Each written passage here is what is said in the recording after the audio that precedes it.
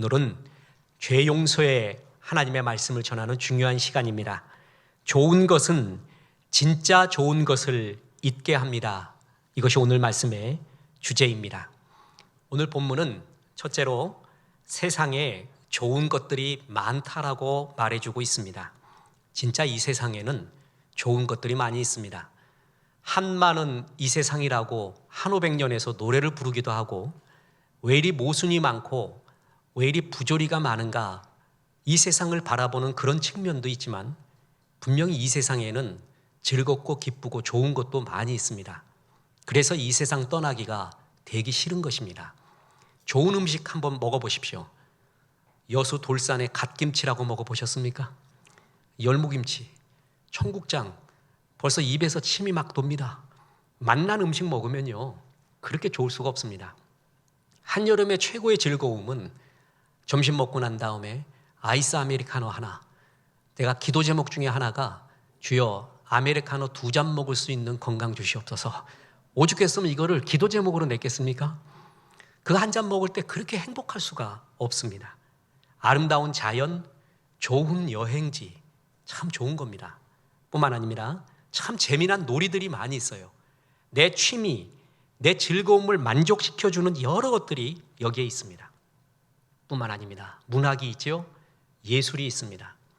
저는 하나님의 형상이라는 것, 문학과 예술을 볼 때 더욱더 느끼곤 합니다. 사랑하는 사람들이 있잖아요. 대화가 되고요. 이 세상에 참 좋은 것들입니다. 분명 이 세상은 좋은 것들이 많이 있습니다. 그런데 문제는요, 이 좋은 것들이 진짜 좋은 것, 진짜 위대한 것을 잊어버리게 만든다라는 것입니다. 그게 오늘 말씀의 주제입니다. Good is the enemy of great. 지금 누군가가 저를 보고 발음이 그 정도 같고 왜 그걸 자신 있게 말합니까? 하는 애가 앉아 있어요. Good is the enemy of great. 좋은 것은 위대한 것의 적이다. 좋은 것이 있어. 그러면 진짜 좋은 것, 위대한 것의 적이 지금 좋은 것이라는 뜻입니다. 이 말은 제 말이 아니라 스탠퍼드 대학의 경영대학원의 명강의 교수, 그리고 현대 경영학의 대부라 불리우는 짐 콜린스라는 교수가 있습니다.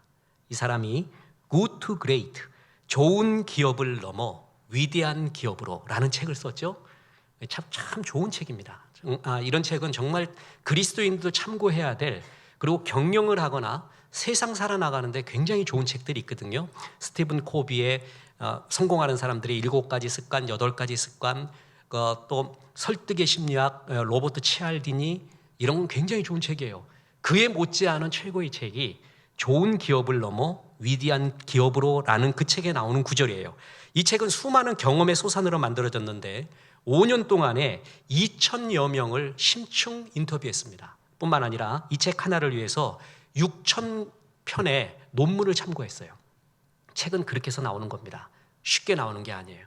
그래서 이 책을 만들었는데, 이 책의 중요한 주제가 뭐냐 하면, 많은 사람들, 많은 기업들이 그런대로 좋은 삶에 만족하면서 위대한 삶, 위대한 기업으로 나가려 하지 않는다는 것입니다.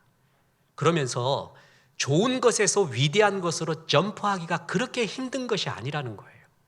좋은 것을 유지하는 에너지나 위대한 것으로 가는 에너지나 똑같다는 거예요. 그런데 좋은 것에 머물러 있다는 거예요.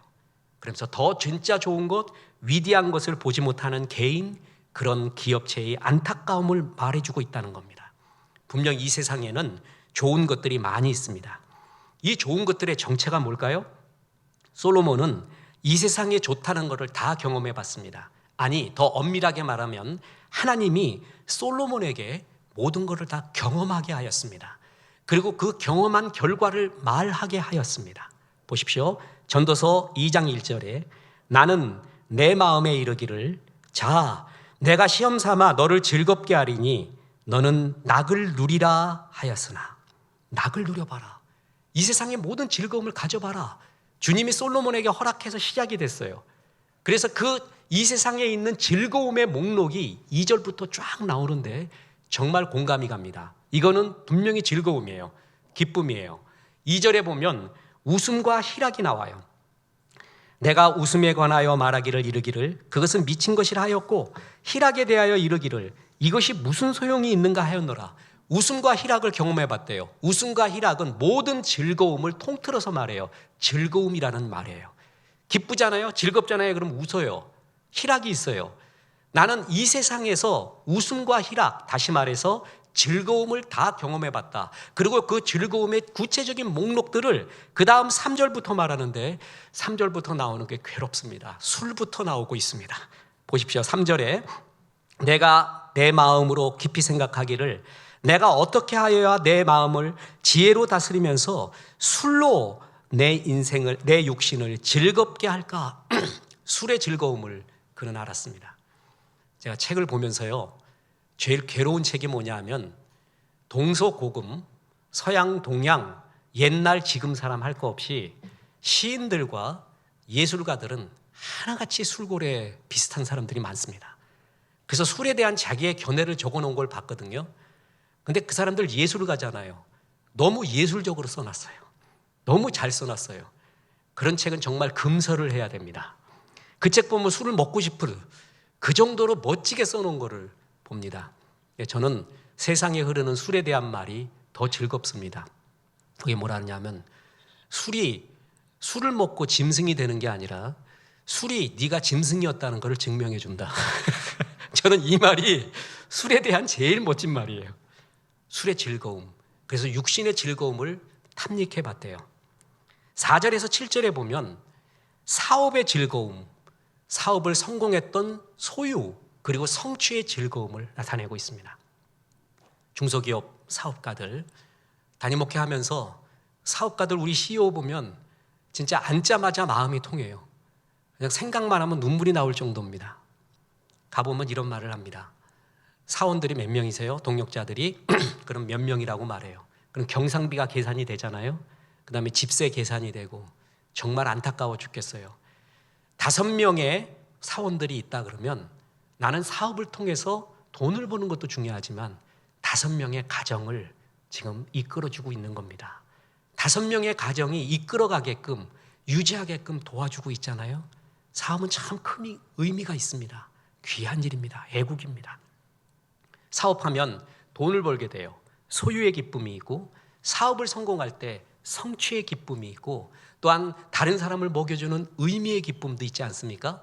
솔로몬이 이걸 경험해 봤대요. 이건 세상에서 경험할 수 있는 굉장히 좋은 기쁨입니다. 보십시오. 4절부터 나의 사업을 크게 하였노라. 내가 나를 위하여 집들을 짓고 포도원을 일구며 여러 동산과 과원을 만들고 그 가운데 각종 과목을 심었으며 나를 위하여 수목을 기르는 살림에 물을 주기 위하여 못들을 팠으며 남녀 노비들을 사기도 하였고 나를 위하여 집에서 종들을 낳기도 하였으며 나보다 먼저 예루살렘에 있던 모든 자들보다도 내가 소와 양떼의 소유를 더 많이 가졌으며 마이러스의 손이었나 봐요. 손 되는 것마다 잘 됐어요. 어떤 사람은 마이너스 손이라서 되는 것마다 마이너스가 되는데 솔로몬은 손 되자마다 다 잘 돼요. 노비도 되게 많았어요. 예루살렘에 있는 그 어떤 사람보다 수많은 소유를 했대요. 그 소유의 원인 중에 하나가 내가 사업을 했대요. 사업해서 소유 얻었어요. 성취의 기쁨이 있었어요.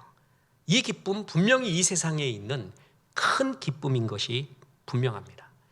8절에 보면 타락의 기쁨이 나오는데 이성의 기쁨이에요. 보세요. 은금과 왕들이 소유한 보배와 여러 지방의 보배를 나를 위하여 쌓고 또 노래하는 남녀들과 인생들이 기뻐하는 처첩들을 많이 두었노라. 성경에 의하면 1,000여 명이 처첩이 있었습니다. 이게 기쁜 일인지 즐거운 일인지 괴로운 일인지는 모르겠습니다. 1,000명을 어떻게 외워요? 1번부터 번호를 불러도 안 되고 아무튼 이 세상에서 즐겁다, 기쁘다 라고 하는 것을 다 체험했습니다. 9절에 보면요. 그래도 총기가 가득했대요.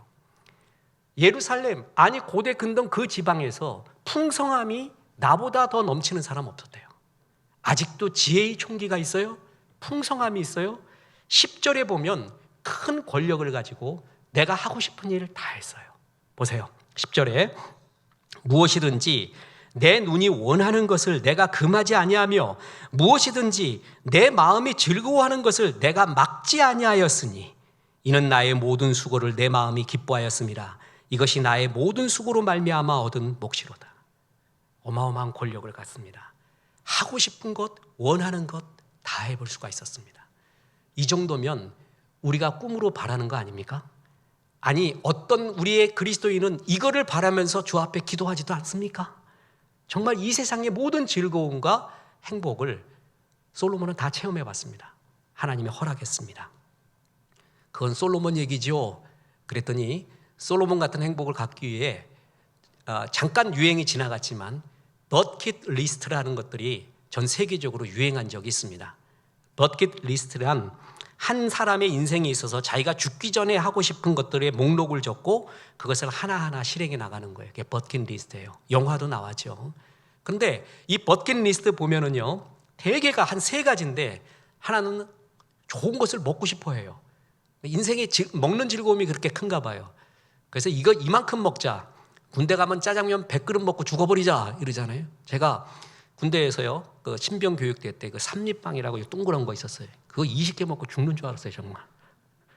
기절을 해가지고, 그리고 또 쫄병 때는 계란, 삶은 계란인가요?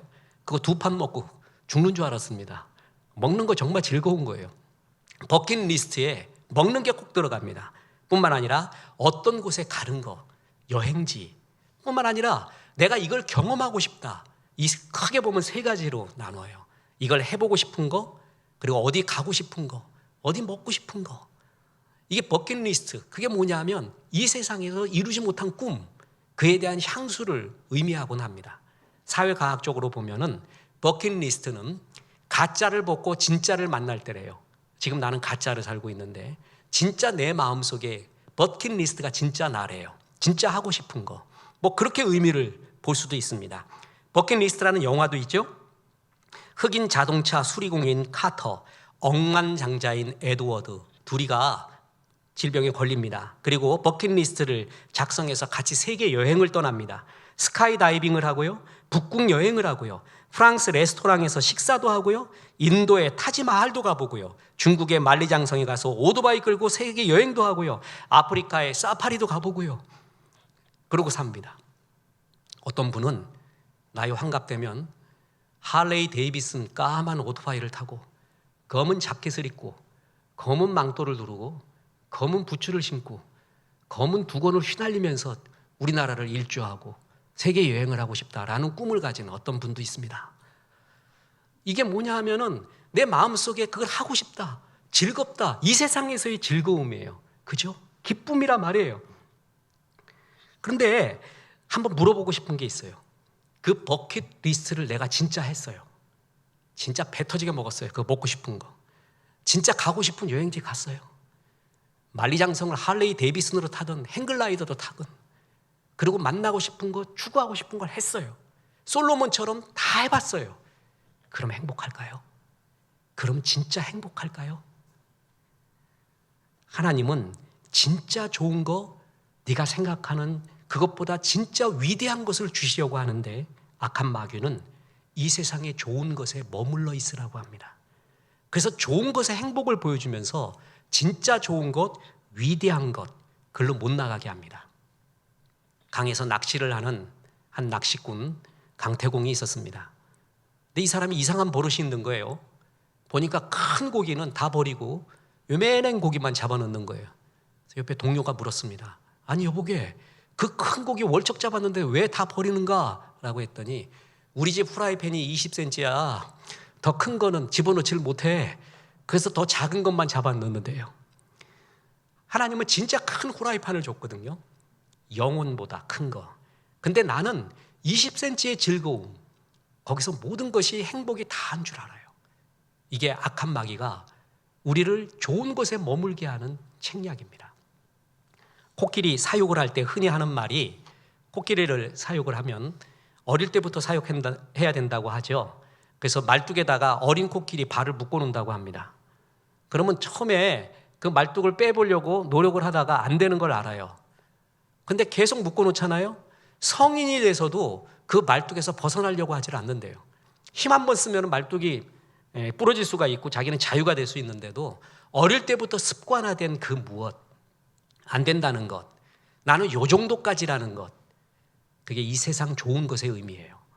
이 세상 좋은 것 통해서 진짜 좋은 것, 위대하고 영원한 것을 있게끔 만드는 것, 그게 마귀의 책략입니다. 성도들도요, 이 세상 좋은 것이 내 마음에 많잖아요. 하나님 말씀이 잘 안 들어와요. 취사 선택해요. 체리 피킹이라고 하세요. 체리만 골라 먹어요. 내 세상 즐거움을 강화시켜주는 주의 말씀만 들어오고요. 그거 버리고 주님 나라 추구하십시오. 그런 소리 들으려고 하지 않아요. 왜 그런 줄 아세요? 이 세상 좋은 것에 취해 있기 때문에 그렇습니다. 그래서 오늘 본문에 두 번째 교훈이 있습니다. 고난은 진짜 좋은 것이 무엇인지를 가르쳐 준다라는 것입니다. 자, 이 세상에 즐거움과 좋음이 있다고 했죠. 솔로몬이 이것의 허무함을 깨닫습니다. 2장 11절 12절 보세요. 그 후에 내가 생각해 본즉 내 손으로 한 모든 일과 내가 수고한 모든 것이 다 헛되어 바람을 잡는 것이며 해 아래서 무익한 것이로다. 내가 돌이켜 지혜와 망령됨과 어리석음을 보았나니 왕 뒤에 오는 자는 무슨 일을 행할까? 이미 행한 지 오래전의 일일 뿐이라. 솔로몬은 기가 막히게 이 내 세상에서 했던 즐거움, 추구했던 모든 것의 허무함을 느낍니다. 그런데요, 이런 사람은 정말 드뭅니다. 세상의 기쁨을 스스로 한계가 있다고 깨닫는 사람은 굉장히 드물어요. 세상 즐거움의 특징이 뭔지 아세요? 더. 그걸 니들 모아. 좀 더 많은 소유, 좀 더 많은 권력. 권력은 항상 절대 권력을 추구해요. 이게 권력의 속성이에요. 이건 100%입니다. 99%도 아니에요. 권력은 절대 권력을 추구하고요. 소유는 더 큰 소유를 추구하고 있습니다. 여기에 빠지거든요. 심지어는 어떤 사람은 이게 허무하구나 해도 돌아가기가 어려워요. 더 큰 즐거움을 발견하기가 어려워요. 제일 무서운 게 습관입니다. 습관은 곧 나입니다. 그냥 인격이 아니라 내 자체가 습관이에요. 세상의 즐거움에 빠져있는 이 습관에서 나는 돌이키기가 어렵습니다. 악한 마귀는 그래서 위대한 것을 발견하지 못하고 세상 좋은 것 속에서 첨벙거리다가 죽으라고 말해주고 있습니다. 좋은 것, good is the enemy of great. 진짜 위대한 것에 적이 됩니다. 신앙인 중에도요, 다시 말하지만 이 세상의 즐거움이 너무 좋아요. 그래서 하나님의 천금 같은 말씀, 진짜 위대하고 영원한 말이 잘 안 들어와요. 제가 설교 때 구리반지, 금반지 많이 말하죠. 그 금반지 빼라고 해도 죽어도 안 빼요. 여기 구리반지 빼라고 해도 죽어도 안 빼요. 여기 금반지가 있고 그 금에 다이아까지 박혀 있는데 그걸 안 끼고 구리반지가 좋대요. 그 즐거움이 좋대요. 거기에 머물러 있어요. 하나님은 진짜 금, 영원하고 위대한 것을 보여주려고 하는데 악한 마귀는 그 세상의 즐거움, 좋은 것에 머물러 있어라. 거기에 첨벙거리게 만듭니다. 그런데 고난은요, 지금 우리가 경험하는 좋은 것들이 영원히 지속되지 않는다는 것을 보여줍니다. 이게 영원한 게 아니구나. 어느 때 깨닫냐 하면 고난이 올 때입니다. 뿐만 아닙니다. 고난이 오면 내가 세상에서 좋아했던 그 모든 것들의 허무함, 이게 허무한 거구나. 안개와 바람 같은 거구나 라는 것을 깨닫게 합니다. 지금 우리가 코로나19라는 어떤 할머니가 그러시더라고요. 나는 생전에 이런 거 체험 못했대. 그 할머니의 어머니도 체험 못했어요. 그걸 우리 시대에 겪고 있습니다. 이 세상은요, 크게 세 가지 때문에 뒤집어졌습니다. 강력한 천재지변, 그리고 전쟁, 그리고 질병입니다. 이 세 가지가 세상을 뒤집는 동인이었습니다. 질병, 지금 때만이 아니라 고대부터요, 중국 한나라, 잉카 제국, 아즈텍 제국, 심지어는 로마 제국까지 역병, 천연도 때문에 뒤집어집니다. 나라가 달라집니다. 중세에는 흑사병이라고 패스트가 돌았죠. 그래서 3분의 1 중세에 유럽의 3분의 1, 아니 학자에 따라서는 반. 그래서 중세 자체가 뒤집어집니다. 봉건제도가 없어지게 됩니다. 르네상스가 시작되고 산업, 금융, 자본주의의 태도가 시작이 됩니다.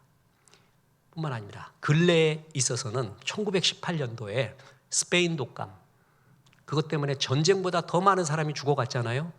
그때 안보의 개념이 변하기 시작합니다. 나라의 안보라고 이야기하면 국방력과 경제력을 들었습니다. 그런데 백성을 지키는 이런 방역체제, 국가 방역체제, 그게 굉장히 국가 안보에 중요하구나라는 개념이 생기기 시작합니다. 질병이 세상을 바꿔갑니다. 전쟁도 바꿔가지만 지금 우리는 체험하지 못한 코로나19를 겪고 있습니다. 이 다음에 어떤 세상으로 변해갈까 아무도 모릅니다. 지금 추측하기로는 더 강력한 디지털 스마트 디지털 시대, 지금 디지털 시대, AI 시대, 인공지능 4차 산업의 시대지만 이것을 더 가속화시킬 것이다. 강력한 스마트 디지털 시대라는 것이 거의 학자들의 동일한 의견들입니다. 그걸 뭘 의미하는가? 그러면 교회는 어떻게 해야 되는가? 사람들은 어떻게 해야 되는가? 아직도 모르는 경우가 많이 있습니다. 그러나 분명한 것은 우리 시대에 살아있는 우리 때 이걸 겪고 있습니다. 하나님의 강력한 사인인 것은 분명합니다. 고난은 지금 우리가 겪고 있는 즐거움이 좋은 것이 영원한 것이 아니라는 것을 알게 합니다.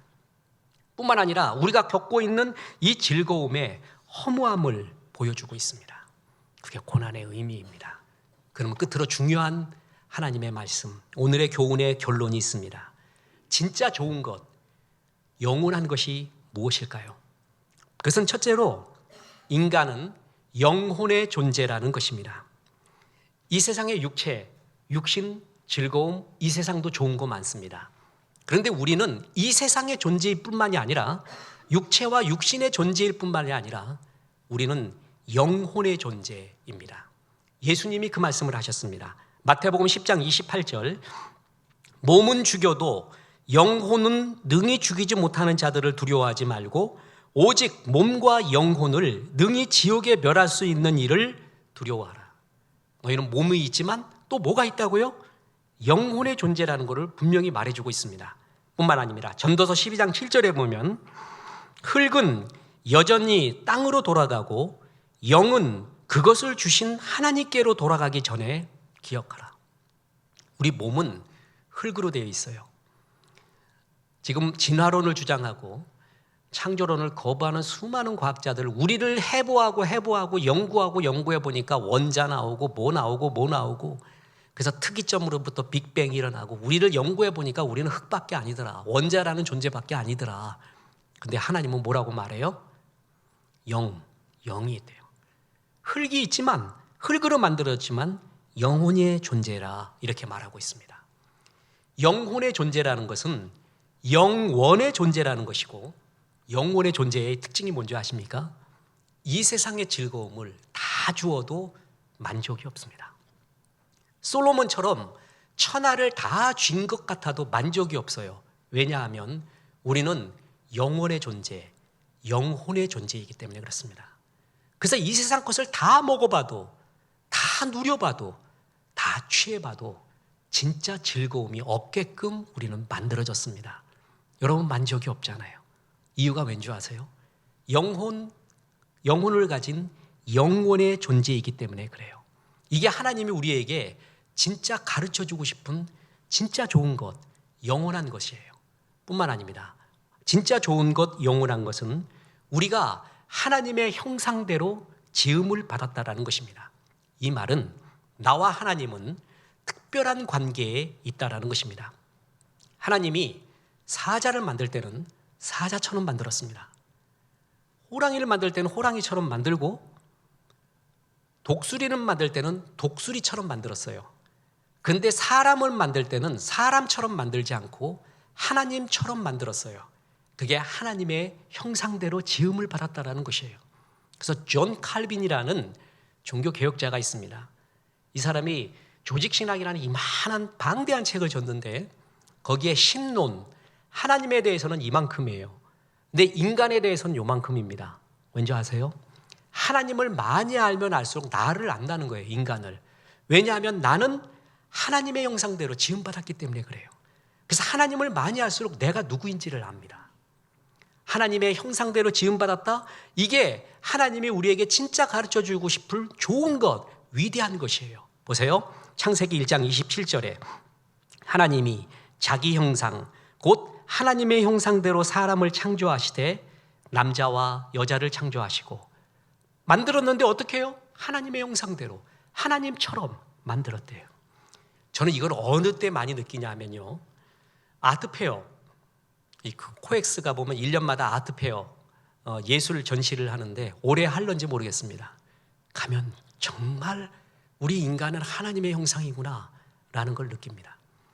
저의 하루 육군 정량, 커피의 정량은 아메리카노 한 잔입니다. 하나님이 은혜를 주시면 반 잔을 더 먹을 수 있습니다. 그런데 아트페어에 가잖아요. 그럼 평균 3잔을 먹고 돌아다닙니다. 그날 저녁에 잠을 못 이룹니다. 서울에 강남에 잠 못 이루는 밤. 감동해서 잠 못 이루는가 커피 때문에 못 이루는가 그건 모르겠습니다. 나를 잊어버려요. 예술품을 보면요, 왜 우리가 하나님의 형상대로 지음받았는가를 알아요. 저거요, 찐뺀지가 절대 못합니다. 찐뺀지는요, 진화론에 의하면 상위 계층에 있는 우리의 2위 어느 동물이 있다고 쳐봅시다. 10,000개의 1억 개의 바나나하고 모나리자 한 점하고도 우리는 바꾸잖아요. 찐뺀지는 바나나 하나와 모나리자를 안 바꿉니다. 너무 차이가 나요. 저거는 인간 아니 하나님의 형상 아니면 예술 저 활동은 못합니다. 문학을 보세요. 시에서요, 소설에서 아이러니라는 게 나와요. 참 그 아이러니를 느낄 때 이거 시쳇말로 환장해버립니다. 어떻게 인간이 이런 말을 할 수가 있을까? 이런 걸 고안해내고 생각할 수 있을까? 하나님의 형상 정말 느끼곤 합니다. 나는 그냥 만들어진 게 아니구나. 내 생각으로 우연으로 이렇게 만들어지지 않았구나. 하나님의 형상대로 지음받아서 이걸 느끼고 생각할 수 있고 고안해낼 수 있는 거예요. 우리 인간은 이런 특별한 존재다. 하나님의 특별한 사랑과 특별한 관계 속에 있는 존재다라는 것을 하나님이 가르쳐주고 싶어요. 이게 하나님이 우리에게 진짜 좋은 거를 주고 싶어요. 그래서 네가 제일 행복할 때, 네가 제일 만족하고 제일 아름다울 때가 뭐냐면 하나님과 동행할 때입니다. 왜냐하면 나는 하나님의 형상대로 지음받아서 하나님의 것을 많이 받을수록, 영원을 많이 받을수록 진짜 즐거움이 있어요. 그래요. 세상에 즐거운 일 많이 있어요. 분명히 기쁜 일이에요. 나쁜 일이 아니에요. 좋은 일이에요. 그런데 이것보다 더 위대한 일, 진짜 좋은 일을 좋은 일 때문에 잊어가게끔 마귀가 자꾸 만들어요.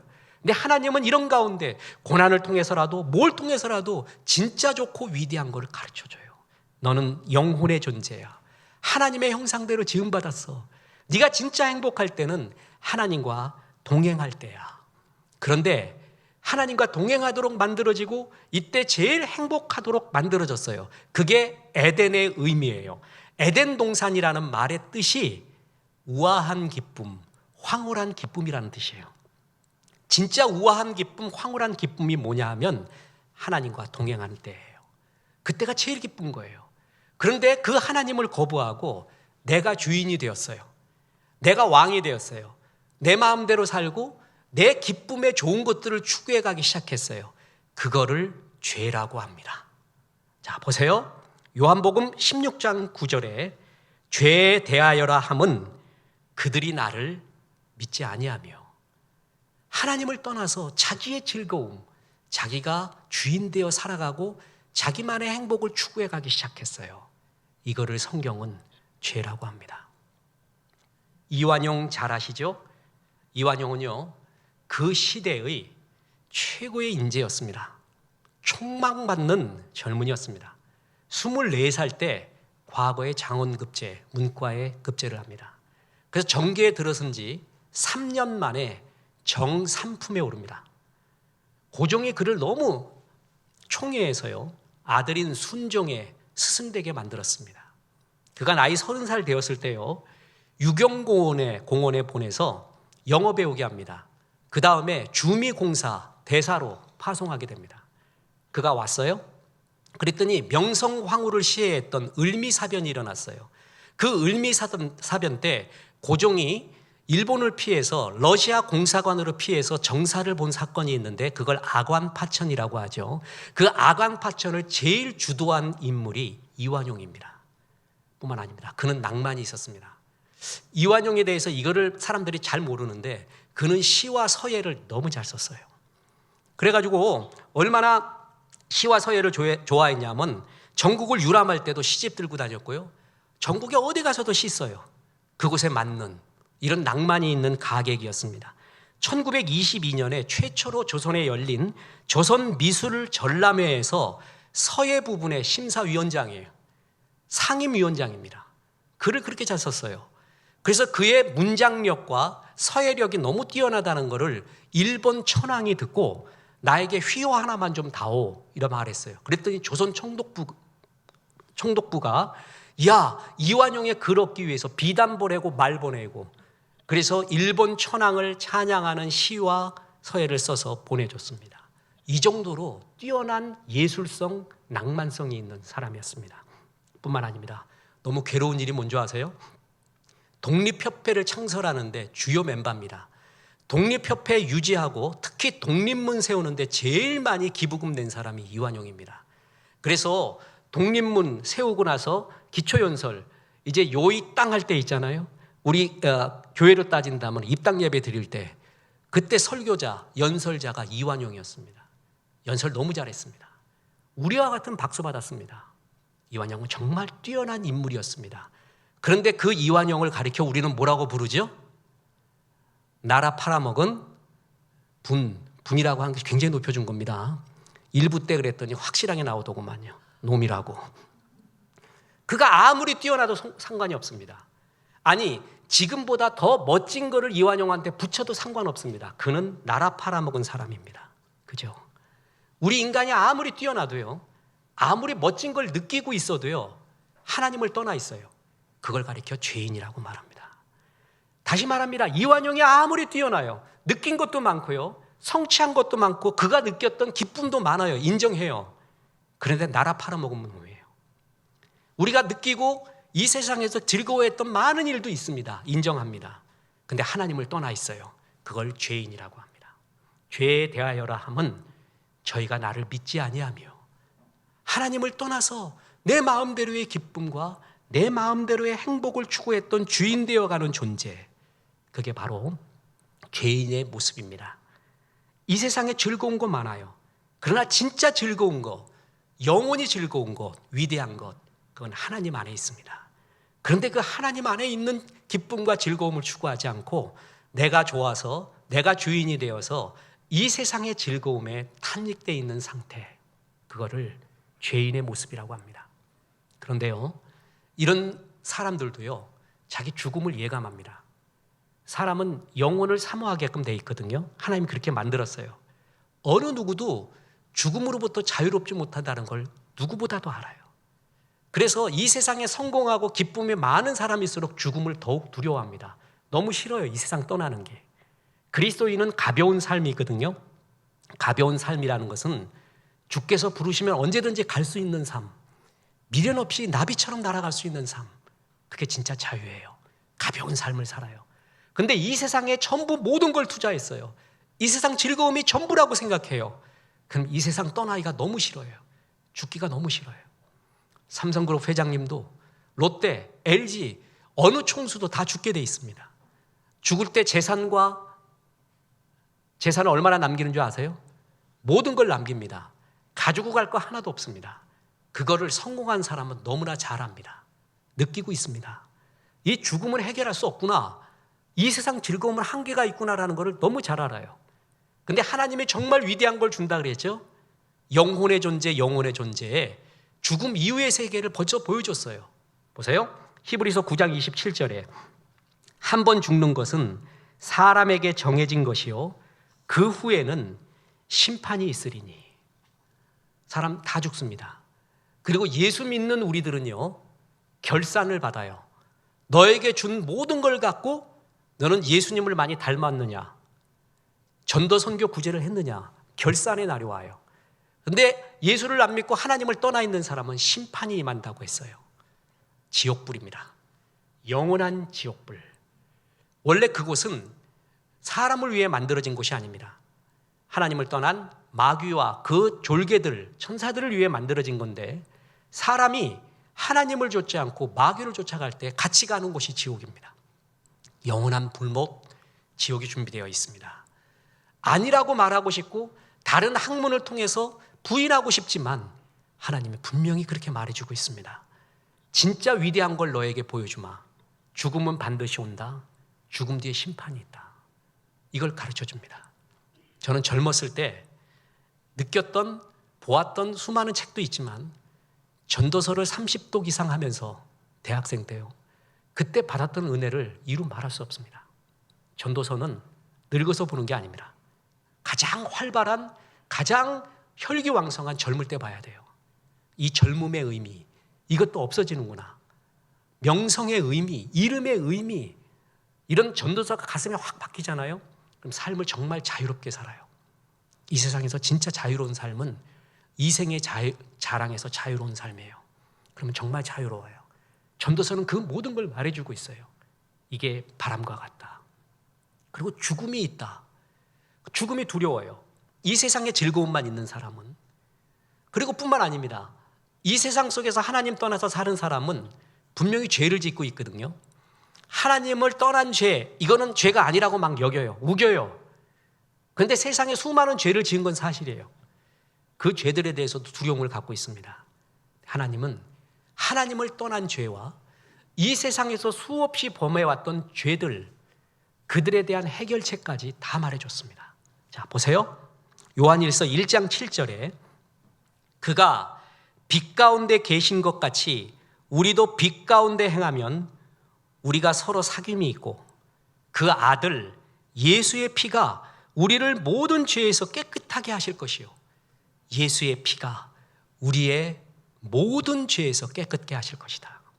죄를 용서받는 길은 하나님을 떠나 내가 주인이 되어 살아간 죄와 세상에 범한 수많은 죄들을 용서받는 길은 그 아들 예수님의 십자가의 보혈의 피, 예수님이 나의 죄를 위하여 흘리신 그 사실을 믿고 받아들이는 데 있다. 바로 그 얘기를 해줍니다. 인간이 죽음의 문제와 죄의 문제, 영원의 문제를 해결하지 않고 이 세상의 즐거움으로 결코 만족할 수 없다는 걸 자기가 압니다. 솔로몬만 안 게 아니라 이 세상의 즐거움에 빠져 있는 사람도 그걸 압니다. 그때 하나님이 말합니다. 세상 즐거움 일시적이지, 허무하지, 진짜도 아니지. 진짜 즐거움이 있어. 너는 영혼의 존재라는 거야. 영원히 만족돼야 넌 진짜 만족해. 너는 하나님과 특별한 관계 속에 창조되어진 존재야. 하나님의 형상대로 지음받았어. 그래서 하나님과의 관계 안에서 진짜 행복과 즐거움이 있어. 죽음 말이야, 내가 다 해결해놨다. 죽고 난 다음에 영원한 나의 나라에서 찬양하며 산다. 너의 죄, 예수님이 십자가에서 다 죽으심으로 너의 죄를 다 해결했다. 이걸 믿고 받아들여라. 이게 이 세상이 알지 못하는, 느끼지도 못하는 하나님이 진짜 주고 싶은 진짜 좋은 거, 진짜 위대한 것입니다. 아까 짐 콜린스가 좋은 기업을 넘어 위대한 기업으로 이 강연을 세계 곳곳에 하고 다녔거든요. 그랬더니 제자 중에 하나, 사장님, 사업을 성공한 사람이 있어요. 그 사람이 짐 콜린스한테 이런 질문을 합니다. 제가 꼭 위대한 회사를 만들어야 해요? 전 단지 성공하고 싶은데요. 난 그냥 성공하고 싶어. 위대한 회사 만들 필요 있어요? 이렇게 말했더니 짐 콜린스가 두 가지 대답을 합니다. 좋은 회사를 유지하는 에너지와 좋은 회사에서 위대한 회사로 넘어가는 그 에너지는 동일하다. 좋은 회사 결코 계속 좋은 게 유지되지 않는데요. 그걸 유지하려면 돈과 에너지가 무지하게 든대요. 그 상태만 유지하는데도. 그런데 좋은 회사에서 위대한 회사로 점프하는 데 드는 에너지는 그와 동일하다. 그러니 위대한 회사로 가라. 위대한 사람으로 가라. 두 번째, 좋은 회사 속에 있으면, 좋은 기업 속에 있으면 돈 버는 즐거움이지 위대한 기업은 의미가 있다. 사람은 의미 추구형 인간이 제일 행복하다. 더 큰 의미를 발견할 때 더 행복하지 않니? 그러면서 이 두 가지를 제안해 줍니다. 굉장히 공감이 갑니다. 예수 믿는 거요, 신앙생활 시작하는 거 어렵지 않습니다. 주님이 함께 해주십니다. 그래서 이 세상에서 추구했던 내 행복을 유지하려고 했던 그 에너지, 힘씀, 애씀이 있잖아요. 그거와 신앙은 더 쉽다고 봅니다. 더 쉬운 의미는 즐겁기 때문에 그래요. 주님이 함께 하기 때문에 그렇습니다. 그리고 뿐만 아니라 내가 예수를 믿어서 이제 하나님의 자녀가 되어 신앙 안에 있으면 영원 그리고 허무하지 않는 기쁨이 들어오기 시작해요. 그때부터 현실은 영원한 즐거움의 세계의 마당이 됩니다. 이것처럼 좋은 일이 어디 있습니까? 좋은 것은 위대한 것, 진짜 좋은 거를 잊어버리게 만듭니다. 마귀는 이 세상에 좋은 걸 보여주면서 이 좋은 것이 포기되어야 신앙생활을 하는가, 이런 압박감 속에서 좋은 거를 포기하지 못하게 만듭니다. 그러나 더 좋은 것들이 있습니다. 더 위대한 것이 있습니다. 이 세상의 즐거움과는 비교 불가의 것이 있습니다.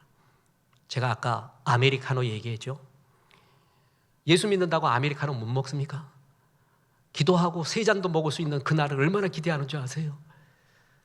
세상의 이 즐거움, 주님이 주신 즐거운 삶을 살면서도 영혼의 삶으로 이어질 수가 있습니다. 하나님은 이걸 가르쳐주고 있었어요. 이거를 가르쳐주고 보여주고 싶었어요. 정말 좋은 소식이에요. 그래서 이걸 가리켜 굿 뉴스, 복음이라고 말합니다.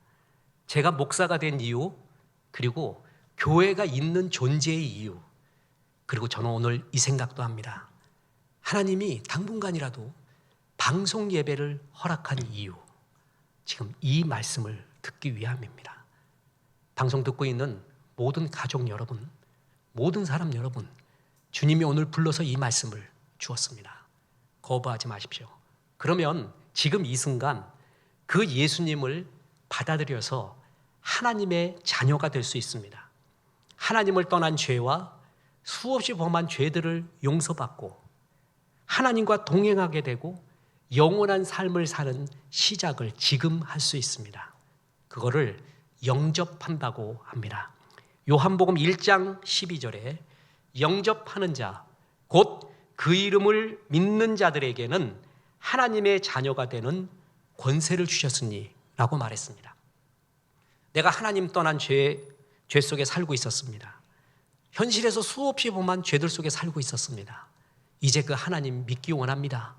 예수님이 나의 모든 죄를 짊어지고 십자가에서 죽으심을 믿습니다. 그 예수님을 받아들입니다. 내 속에 들어오셔서 내 죄를 용서하시고 하나님의 자녀가 되게 도와주옵소서. 그거를 영접이라고 합니다. 지금 영접할 수 있습니다.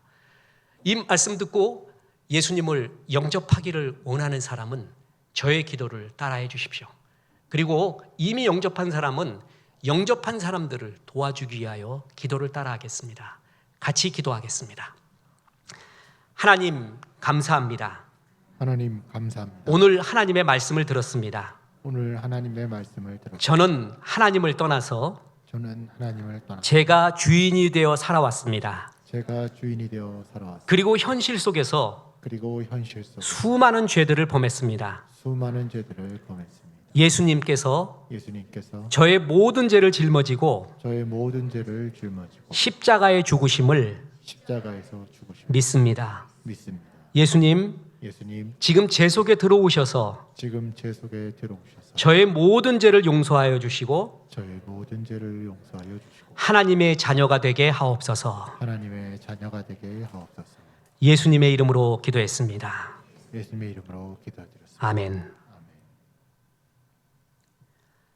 이 기도를 나의 의지로 진심으로 하셨다면 여러분은 지금 예수 그리스도를 영접하고 하나님의 자녀가 된 존재들입니다. 축하하고 축복합니다.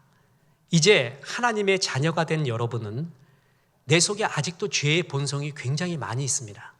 나쁜 점도 많이 있거든요. 예수님의 인격, 성품으로 변해가야 됩니다. 그거를 성화라고 합니다. 이제 예수를 영접한 우리들은 성화를 이루는 삶을 살아야 됩니다. 예수님의 성품을 닮아가고요. 또 하나, 전도선교 구제하는 예수님의 마음을 이루어 가야 합니다. 그래서 장성한 하나님의 아름다운 군사, 하나님의 멋진 자녀가 되어서 한 번밖에 없는 인생, 영혼의 삶, 그리고 많은 이들에게 복의 통로가 되는 귀한 삶 사시기를 주 예수의 이름으로 축원합니다. 영접한 영혼들 주의 이름으로 진심으로 축복합니다. 하나님의 자녀답게 행복하고 멋지게 사시기를 주 예수의 이름으로 축원합니다. 이제 우리 성도들에게 주님이 갈 길을 밝히 보이신다는 찬양 드립니다.